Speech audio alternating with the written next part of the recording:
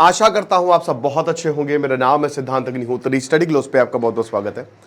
तो पाकिस्तान का ये बयान हम सबको बहुत खुश कर देगा, लेकिन एक्चुअल में खाली बयानबाजी है, बयान से कुछ होता नहीं है।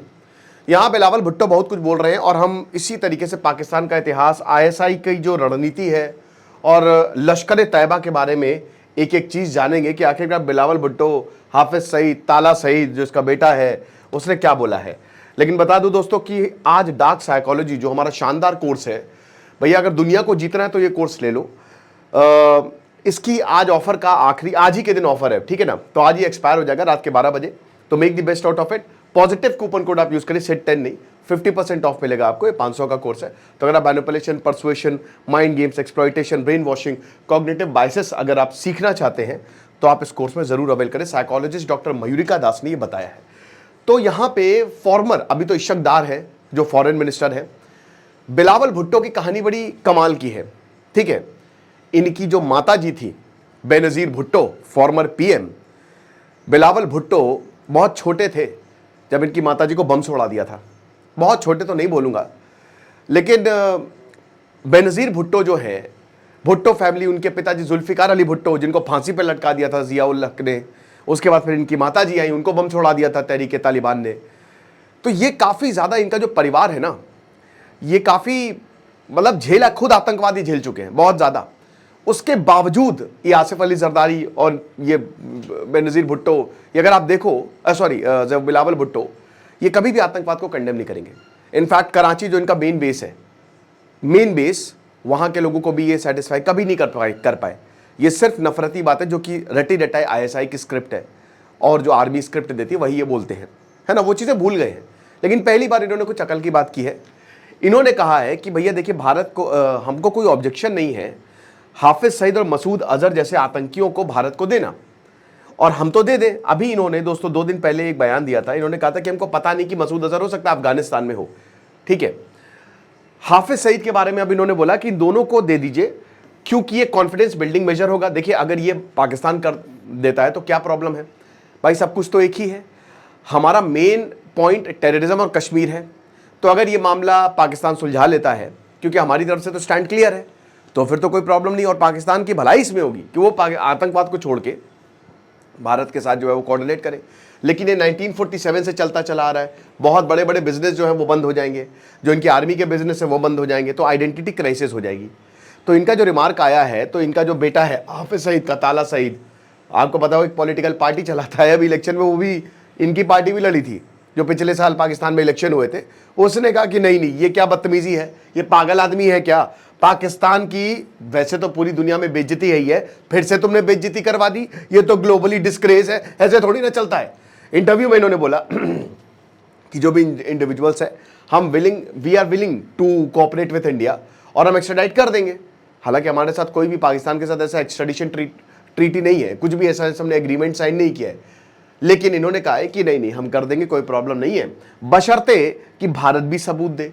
As part of the comprehensive dialogue, जहां पे टेररिज्म सबसे इंपॉर्टेंट इशू है, तो हम श्योर है कि पाकिस्तान इस तरीके की चीजों को अपोज नहीं करेगा। अगर पाकिस्तान चाहे तो बड़े बड़े आतंकियों को भारत भेज सकता है, या भारत आके यहां पे उनके ऊपर कार्रवाई कर सकता है। वैसे बता दूं कि अब टॉप लीडरशिप की बारी है। जो लड़के हैं वो बहुत अच्छा कर रहे हैं, तो एक एक को ठोका जा रहा है। अभी फिर से यहाँ पे हाफिज सईद के बहुत ही क्लोज एड को ठोक दिया गया।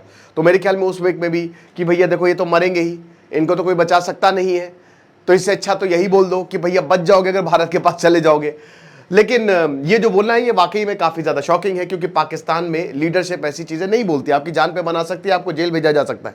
इमरान खान के साथ ऐसा, और ऐसे बहुत बड़े बड़े लीडर्स हैं जिनके साथ पूरी ख़त्म कर दी तहरीक इंसाफ पार्टी, भाई पूरी ख़त्म हो गई है पूरी, ठीक है ना। जो पीटीआई समझिए कि जिस चीज़ पर मतलब वो उसने रूल किया था, ख़त्म हो चुकी है, सब भाग गए इधर उधर। तो ऐसे में ये बात बोलनी। अब आपको पता है कि पाकिस्तान में 2 बड़ी पार्टी हैं, ठीक है ना। एक तो मुस्लिम लीग है, यही आपकी नवाज शरीफ बंधुओं की पार्टी जो इस समय, और एक पीपीपी है। यही 2 सबसे बड़ी पार्टी हैं। अब जैसे भारत में आम आदमी पार्टी की वाइल्ड कार्ड एंट्री, वैसे वहीं पे तहरीक इंसाफ की वाइल्ड कार्ड एंट्री हुई थी, लेकिन फिर उसको वाइल्डी कार्ड कर दिया कि तुम बेटा वाइल्डी हो तो बाहर ही रहना, ये चीज़ है।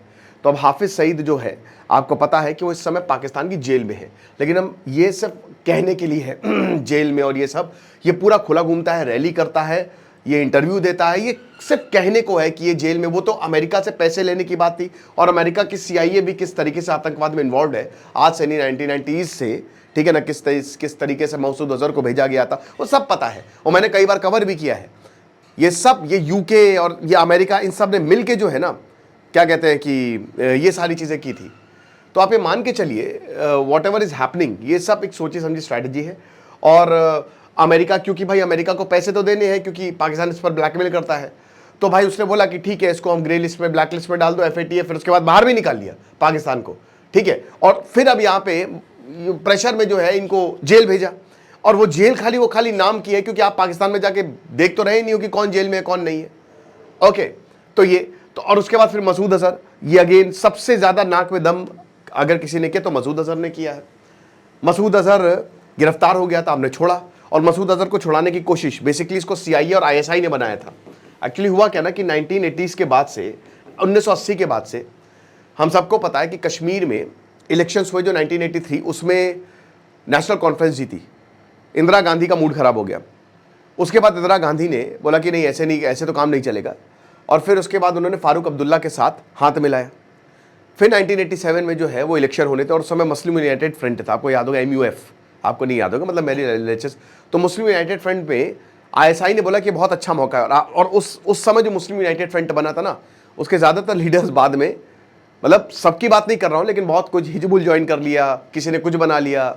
उस समय एक बड़ा important front JKLF, Jammu Kashmir liberation front, ठीक है ना, ये हुआ करता था 1977 में, यासीन मलिक।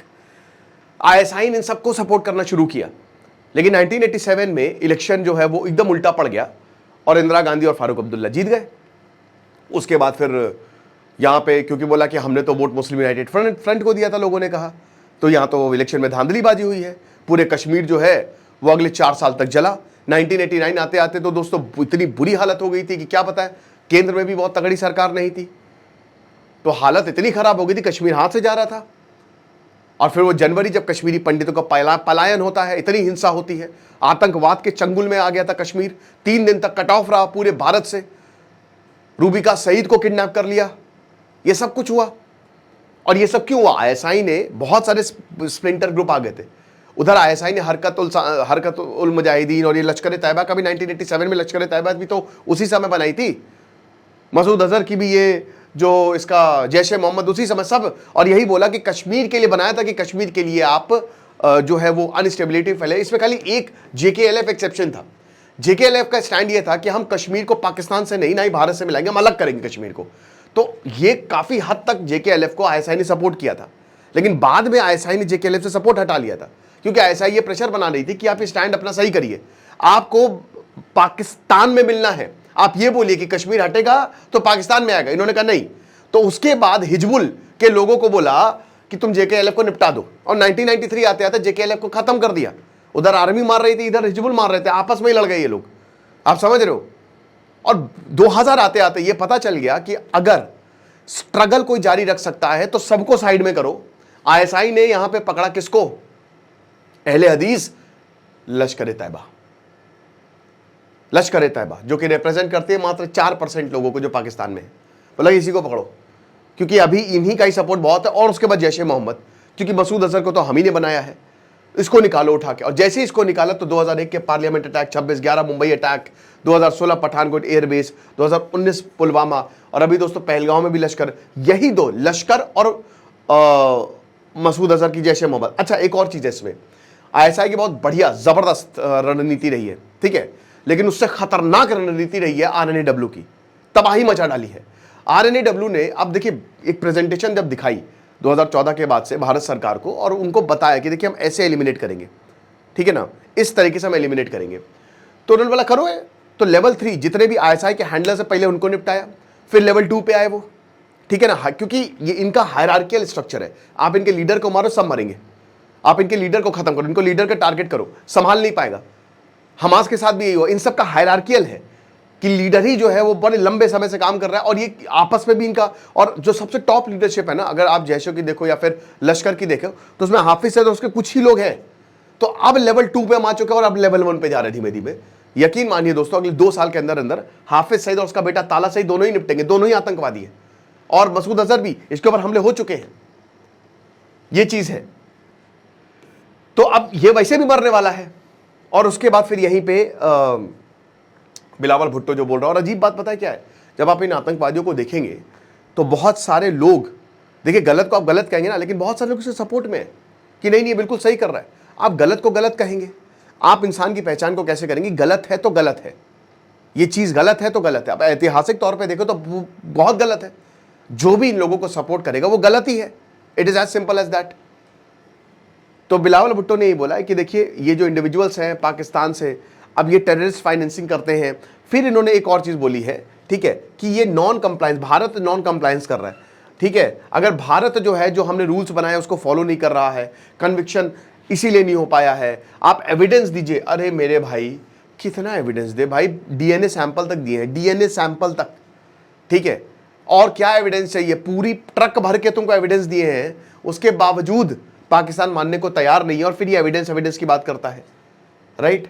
तो पाकिस्तान खुद ही अपनी बेवकूफ़ी करवाता है, अपना मजाक बनवाता है पूरी दुनिया में।